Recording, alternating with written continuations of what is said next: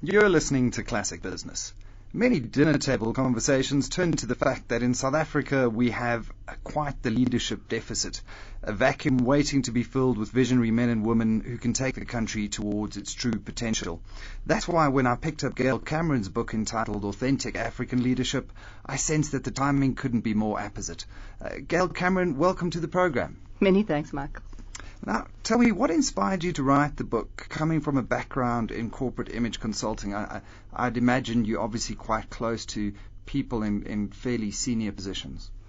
Yes, the book was 11 years in the making, and it really started with a client of mine he told me his life story, and it was so incredible about the numerous challenges that he'd overcome and, what he had to do to achieve success, that I transcribed the story and I used it to tell other clients. And when I told them the story, they told me their story, and that was even more poignant, even more incredible. And so I started collecting the stories, and that's, what I wanted it to do is really showcase the fact that we have got these incredible leaders in this country.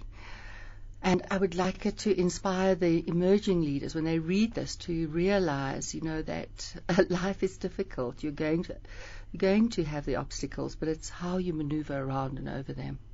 I must say, it's one thing that I really enjoyed about the book, the fact that you've written it in the true vernacular of South Africa, and that's made it quite accessible, and also the lessons learned that are basically teased out at the end of each chapter. And you've analysed some quite successful business people and professionals, from Justice Selby Bakwa to Monica Singer of Straight and Alan Swiegers, who's the CEO of Deloitte. What is really the one thing that working with these people over the years has taught you in terms of being a golden thread? And I know there's no one right route to leadership, but if there was one golden thread that you would be able to pull through all of these narratives, what would that be? I think the thread is emotional intelligence. UCLA researchers pretty much prove now that 93% of leadership effectiveness is entrenched in emotional intelligence. It's about presence, honesty, authenticity, creativity, trust, integrity. 7% is about intellect. Technical proficiency today is regarded as a baseline competence. It will get you the job, it will get the job done, but the difference between good and brilliant leadership is EQ. And I think it resonates beautifully with the words of Steve Biko when he said that no doubt the great Western powers have made an enormous contribution to technology and the machinery of war. But the really great lessons of life, namely that concerning humanity, will come from Africa. And that's what this book is about. The thread is humanity. Well, I mean, that is one of the other facets that I absolutely loved, was that you took the Eurocentric and the Afrocentric views and you held them up to scrutiny against each other. And once again, there's no right and wrong way, but there's certainly much to be learned from the Afrocentric view.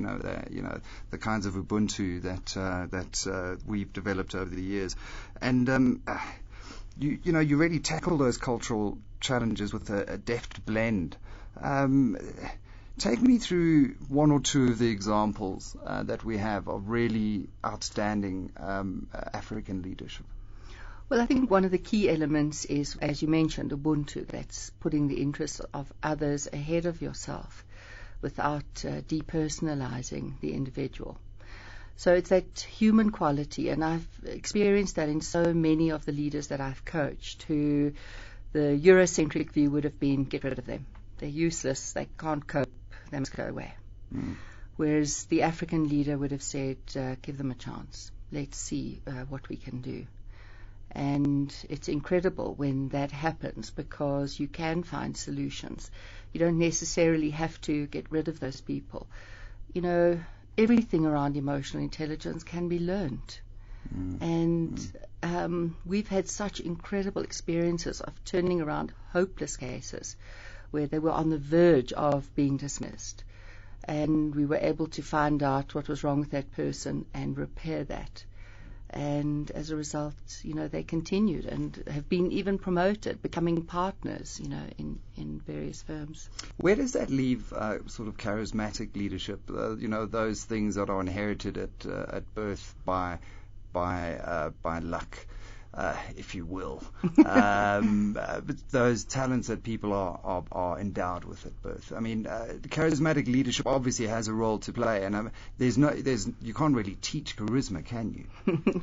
Well, you can, and it's called social intelligence. It's a new neuroscience, and this only emerged in 2003. And we all recognize it when we see it. You see it in the charismatic salesperson who can get you to sign on the dotted line even when you don't want to. Yeah. You see it in the inspiring leader who can touch a nerve in people and get them to rise above their normal capacities. Well, now we actually know what those competencies are. And more importantly, we know how to develop the skills. So there's actually a social intelligence grid that we look at. And it consists of things like primal empathy, which is being able to read nonverbal behavior. Let me just give you one small example. A U.S. embassy official filling in an application for a candidate notices a fleeting expression he doesn't like. He goes next door, puts the man's name into Interpol, up comes his name on the most wanted list. What that man recognized was a fleeting expression of disgust. Why should I have to fill in this application? Those people are trained in micro-expression technique. The leader in the world in this area is a guy called Professor Paul Ekman. Everybody at the FBI has to go through this. Now, as a leader, if you can read that nonverbal behavior, it's not just what they are saying, it is what they are not saying. It's what they're thinking, feeling, and intending. You've got the upper hand in any communication. Well, I mean, it almost sounds like some mythical science, but, I can absolutely agree with you in terms of being able to pick up those non-verbal cues from people and just having that intuitive sense as a result. Now, before I say goodbye, there's one particular lesson that was learned from Alan Swieger's story. And that's the development of sacrifice syndrome from the lack of work-life balance. And I think it's something many of us can relate to nowadays because we get so caught up in the rat race. It's a competitive workplace, and it's exacerbated or amplified by the depressed economy at the moment. And I think it's such a valuable lesson. Yes, and it's as you say, there is far too much of it around, and we certainly see so much of it. So the sacrifice syndrome is all about burnout. And it's a very finely mapped neural process that begins to happen. So we process information via our senses. So we see it, we read it, we feel it. And all of this information goes into the emotional brain. And from there, very sophisticated computers compare that to past experiences. And if no satisfying answer is received, the emotional brain hits the panic button, and when that is alerted, the neurons fire on the right side of the prefrontal cortex, and from there, the bad hormones flood the body. And this can be potentially very dangerous because it can affect structures in the brain. For example, your hippocampus, which is your central organ for learning and memory. So people who are very stressed, they can't remember details that they absolutely know, like somebody's name, for example. And if the cortisol is left unchecked, it can even change those structures of the brain, which can distort people's reality. But the good news is that there is a pathway through all of this. And Professor Richard Boyatzis, who was the first to identify this, has provided these wonderful exercises on mindfulness, which is a conscious awareness of yourself, heart, mind, body, spirit. For example, asking questions like, what is the legacy you want to leave? What is your personal vision? What is your future vision? What is your philosophical orientation? When you go in there and you truly get to know yourself, by the way, there's nothing new about this, Sophocles said, know thyself. If you truly know yourself, then when that pathway is active and open, it produces hope. And with hope, we get compassion. And compassion is empathy and caring in action. Well, Gail Cameron, author of Authentic African Leadership, thank you for what has been a truly enlightening and authentic conversation with you this evening. I hope you have a joyous festive break and a rejuvenating new year. And I hope everyone goes out and picks up a copy of your book and gives it a read from cover to cover, because it really is something that can change your life. You're listening to Classic Business.